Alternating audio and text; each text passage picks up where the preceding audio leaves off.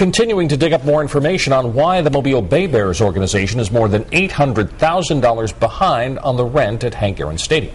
Fox News reporter Renee Dials is here in the studio with the details on who knew what and when.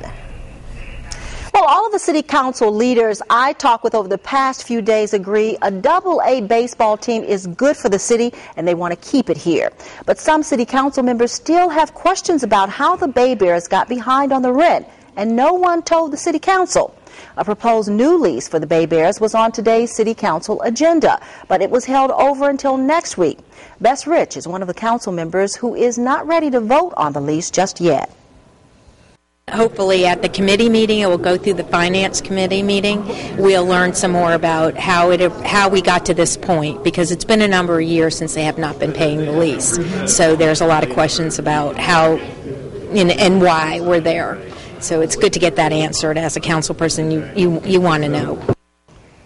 Now, several council members say they were in the dark until just recently about the situation. I asked Mayor Sam Jones about that following today's council meeting. If you want to read some of the documents pertaining to the BayBears finances, we've put them on our website, fox10tv.com.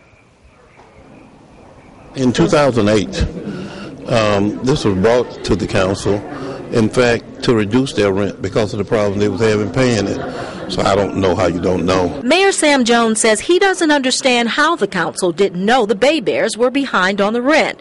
But council member John Williams says he definitely didn't know. How is it that some think we should have known in the mayor's office and administration, and how it is a consensus of the council that we didn't know and we couldn't have reasonably known? That's the last payment that was received. That's correct. Williams showed us a copy of the BayBears rent schedule, which he says he only recently received. It shows the BayBears' last payment was $65,000 in September of 2008.